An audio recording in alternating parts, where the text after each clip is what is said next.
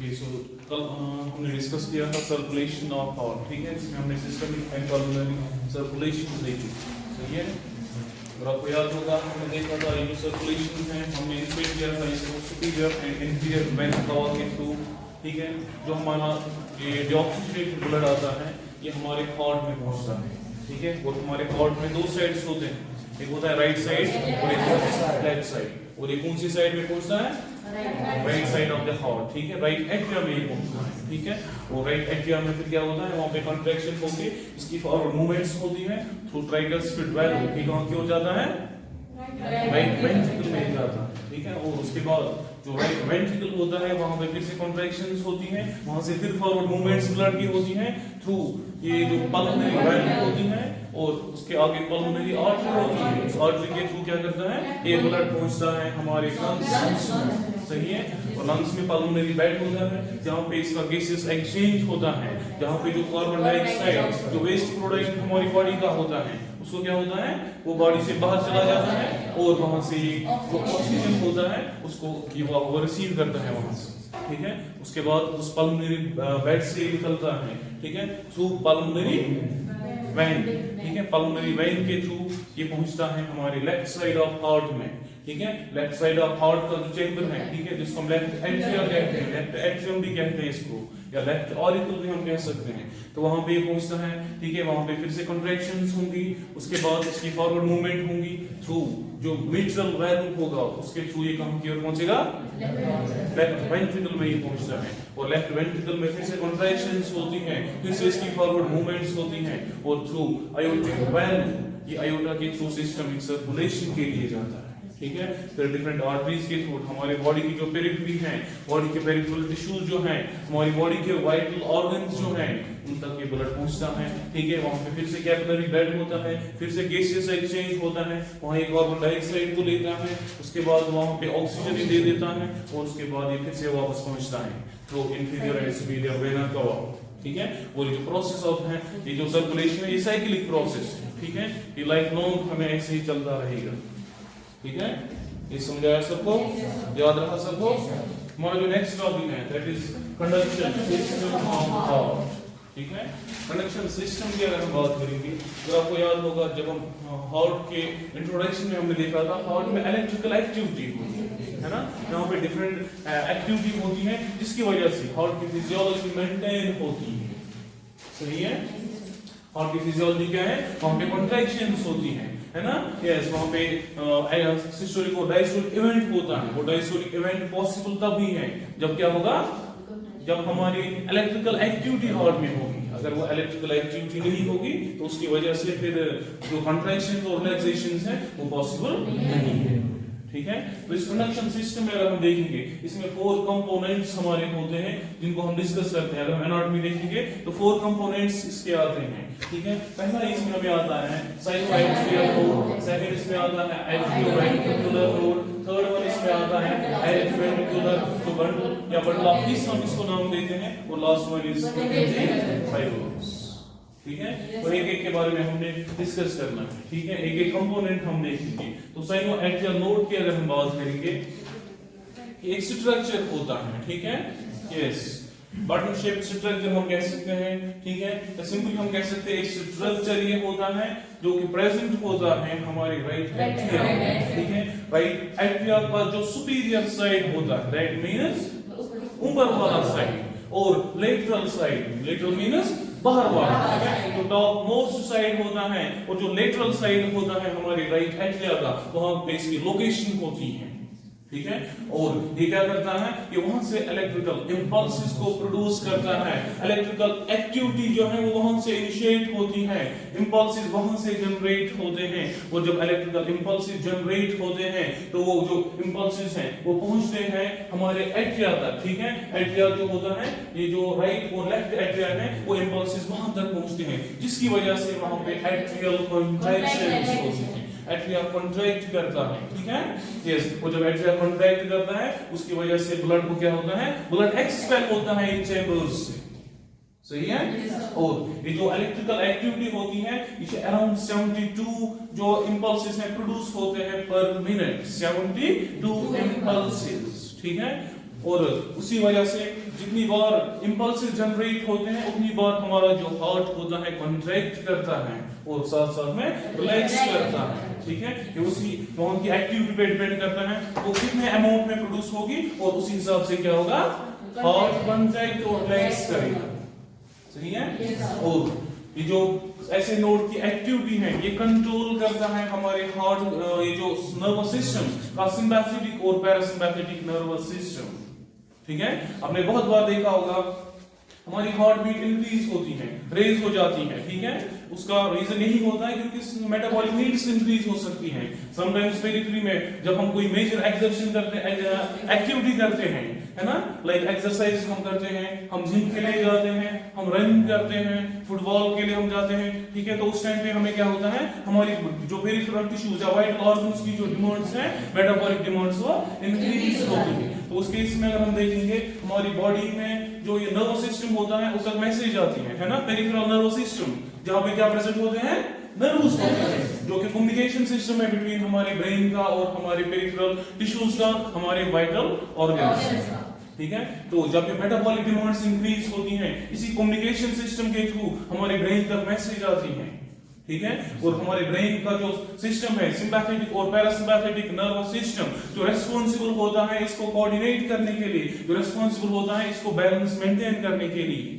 ठीक है, तो वो क्या करेगा, वो स्टिमुलेट करता है इसी सिंपैथेटिक नर्वस सिस्टम को।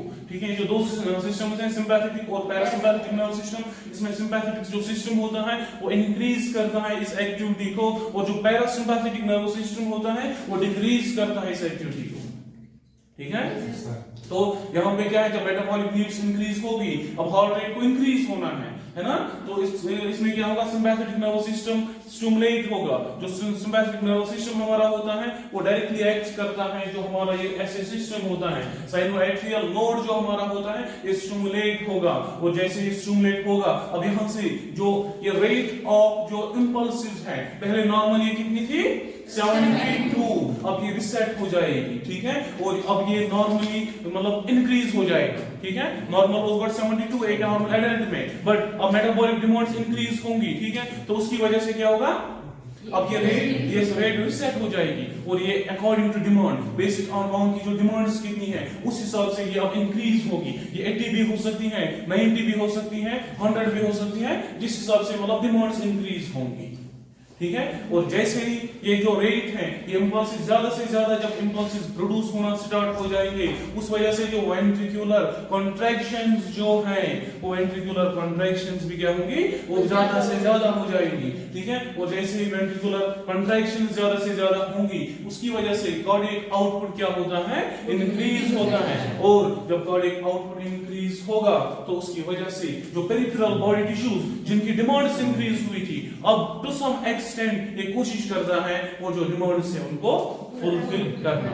क्लियर हुआ सबको? तो ये हमारा आता है साइनस सिस्टम। ठीक है, ऐसे नोड। ठीक है, ये पहला कंपोनेंट इसमें आता है। अगर हम सेकंड की बात करेंगे, नेक्स्ट इसमें आता है एट्रियोवेंट्रिकुलर नोड। एट्रियोवेंट्रिकुलर नोड की अगर हम बात करेंगे, ये अनदर स्ट्रक्चर होता है। ठीक है, जो एक कंडक्शन सिस्टम है, ठीक है, आप कम्युनिकेशन सिस्टम आसान जिसके थ्रू क्या होता है, ये इंपल्सेस ट्रांसपोर्ट करती है, जिसके थ्रू ये जो इंपल्सेस जनरेट होती है वो टारगेट एरियाज तक पहुंचते हैं, और जिसकी वजह से वेंट्रिकल्स कॉन्ट्रैक्ट और रिलैक्स करते हैं या एट्रिया कॉन्ट्रैक्ट एंड रिलैक्स करते हैं।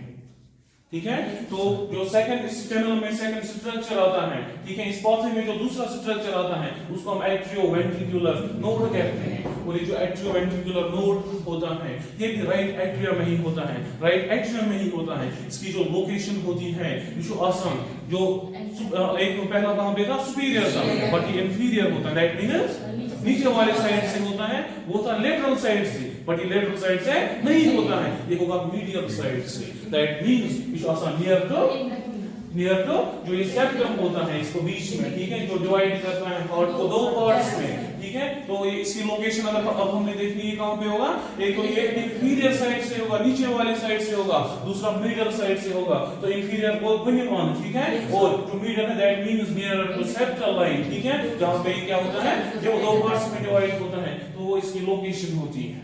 ठीक है, नॉर्मल पोजीशन होती है। ठीक है। तो अब क्या होगा, जब ऐसे नोड इंपल्स जनरेट किए उसके बाद ये इंपल्सेस अब एक तो ये एट्रिया तक होंगे, चले जाएंगे, राइट एंड लेफ्ट एट्रिया को जाएंगे, साथ साथ में ये इंपल्सेस कहां की ओर पहुंचते हैं, जो हमारा एट्रियोवेंट्रिकुलर नोड होता है, ठीक है, ठीक है, यस। एट्रियोवेंट्रिकुलर नोड पे जब ये पहुंचेंगे, यहाँ पे ये थोड़ा सा डिले करता है, ठीक है। यहाँ पे जो पाथवे होता है, यहाँ पे less number of muscle fibres होते हैं, जिसकी वजह से ये डिक्रीज होती है, वहां से स्पीड से आता है, बट जब यहाँ से यहाँ पे पहुंचता है, यहाँ पे थोड़ी सी इसकी स्पीड कम होती है, डिक्रीज होती है, और डिक्रीज अगर हम देखेंगे 120 माइक्रोसेकंड से डिक्रीज हो जाता है, ठीक है। आपका तो वो माइक्रोसेकंड से डिक्रीज हो जाएगा, और ये डिक्रीज क्यों होगा, ये क्या कोशिश करता है, जो हमारे दो ये चैम्बर्स हैं जो कंट्रैक्ट हुए थे, वहां से ब्लड जो है वो प्रॉपर्ली इजेक्ट हो जाए, वहां से प्रॉपर्ली ब्लड बाहर की ओर चला जाए, ठीक है। ये बाय नेचर मैकेनिज्म है, ठीक है। यहाँ पे फाइबर्स कम है, ताकि वहां से क्या है, इंपल्सेस डिले हो जाए, और डिले वो क्यों होंगे, जो हमारे दो चैम्बर्स कंट्रैक्ट हुए थे, वहां से ब्लड जो होता है प्रॉपर्ली इजेक्ट हो जाए, बाहर की ओर चला जाए, ठीक है। और डिले कितना ये होता है 120 माइक्रोसेकंड्स, ठीक है। उसके बाद अगर हम देखेंगे, उसके बाद नेक्स्ट सिस्टम जो इसमें आता है, दैट इज एट्रियोवेंट्रिकुलर बंडल, ठीक है। एट्रियोवेंट्रिकुलर पहला कौन सा था इसमें, ऐसे नोड था, उसके बाद सेकंड कौन सा था, एट्रियोवेंट्रिकुलर नोड, और जो थर्ड वन इसमें आता है दैट इज एट्रियोवेंट्रिकुलर बंडल, ठीक है। वो अराउंड इस पोजीशन पे होता है, ठीक है। यस, जो सेप्टम इसका होता है वहां पे वो प्रेजेंट होता है, ठीक है। और ये जो एट्रियोवेंट्रिकुलर बंडल होता है, अब यहाँ से फिर से इंपल्सेस की जो स्पीड है वो अब फिर से नॉर्मलाइज होगी, ठीक है, आप फिर से वो प्रॉपर होगी, और ये जो दो बंडल्स होते हैं, बंडल ऑफ थिस हम इसको कहते हैं, ठीक है। और ये अब दो पार्ट्स में डिवाइड होता है, एक को हम कहते हैं राइट बंडल, दूसरे को हम कहते हैं लेफ्ट बंडल।